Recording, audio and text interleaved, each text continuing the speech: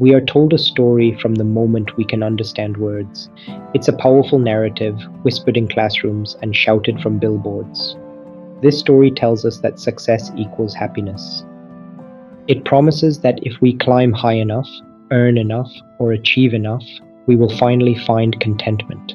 But what if this widely accepted truth is the greatest illusion of all? What if the very thing we chase relentlessly leads us further from what we truly seek? Consider two men living two vastly different lives. One is Aryan, a self-made millionaire, a titan in his industry. His mornings begin before dawn, a relentless cycle of emails, high-stakes calls, and caffeine-fueled ambition. From delivering inspiring TED Talks to closing multi-million-dollar deals, Aryan is always in motion. His world from the outside gleams with the polish of perfection and achievement. He embodies the very definition of what society calls successful. Then there is Kabir, a school teacher in a quiet, unassuming town.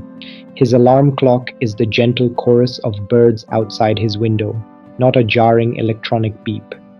His greatest rewards are the uninhibited laughter of children and evenings spent under the vast open sky. Kabir's life isn't flashy, nor does it boast grand titles or immense wealth. Yet there is a profound sense of wholeness about it, a quiet resonance that speaks volumes. Aryan's calendar is a dense tapestry of appointments, leaving no room for spontaneity or rest. His time is never truly his own, dictated by deadlines and demands. Sleep often eludes him, a luxury he can rarely afford. His relationships, once vibrant, have slowly faded into distant memories, casualties of his relentless pursuit. Joy for Aryan often feels outsourced, found fleetingly in the acquisition of new possessions or the thrill of another victory. Kabir's life, in stark contrast, unfolds at a slower, more deliberate pace. He walks to work each day, the rhythm of his steps a meditation. He teaches with a heart full of passion, pouring himself into the young minds before him. His evenings are spent tending a small garden, growing food with his own hands, not a fortune. Aryan possesses everything the world deems valuable, everything except peace. Kabir, however, possesses peace, and in that he finds everything to be enough. Why is it that the more we acquire, the less satisfied we often feel? This paradox is a fundamental human experience. Psychologists have a name for it, the hedonic treadmill. It describes our tendency to return to a relatively stable level of happiness despite major positive or negative events. We run and run, achieving goal after goal, yet emotionally, we often find ourselves in the same place. The initial dopamine hit from a new achievement, a new possession, or a new title fades remarkably fast. Society relentlessly tells us to chase success, to strive for more, to never settle, but it rarely pauses to ask if we are truly happy once we finally get there. We have become adept at measuring life with external metrics, likes on social media, impressive job titles, the size of our bank accounts. We forget to measure it by moments of genuine connection, by quiet contentment, or by profound meaning. Success, in its conventional form, is often loud and demanding. But true happiness, the kind that nourishes the soul, is often silent. One quiet night after closing a monumental $1 million contract, Aryan sat alone in his opulent apartment. A glass of expensive wine stood untouched beside him. He had achieved what many only dream of, yet he felt nothing but a hollow ache. He opened an old, worn photo album, its pages filled with faded memories. There he was, a younger version of himself, smiling freely, eyes bright with an unburdened spirit. It was before the relentless chase had truly begun.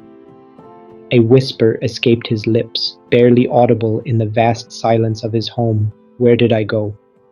Meanwhile, in his modest home, Kabir was playing his old guitar by candlelight. He was surrounded by the warm embrace of those he loved most. He had less in terms of material wealth, far less than Aryan. Yet in that moment he never felt lacking, never felt empty. His life was full, brimming with a richness that money could not buy.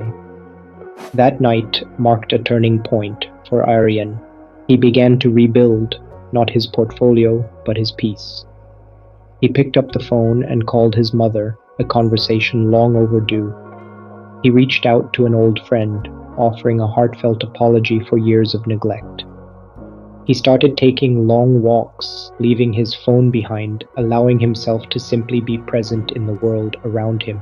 He learned that success in its purest form is indeed beautiful, but it is only truly beautiful when it includes your soul in the journey. Kabir, on the other hand, never consciously chased success as the world defines it. He simply lived with intention, with kindness, and with an open heart. And somehow, in his quiet dedication, success found him. It manifested not as wealth or fame, but as profound joy, unwavering purpose, and a deep, abiding presence in every moment. Happiness isn't a trophy waiting for you at the finish line of a grueling race. It isn't a destination you arrive at after accumulating enough. Happiness is the very air you breathe along the way, the quiet hum of contentment in the present moment. So, I invite you to pause, take a deep breath, reflect on your own journey, ask yourself not how successful you are by external measures, but how alive you truly feel. What does success truly mean to you? Share your thoughts below.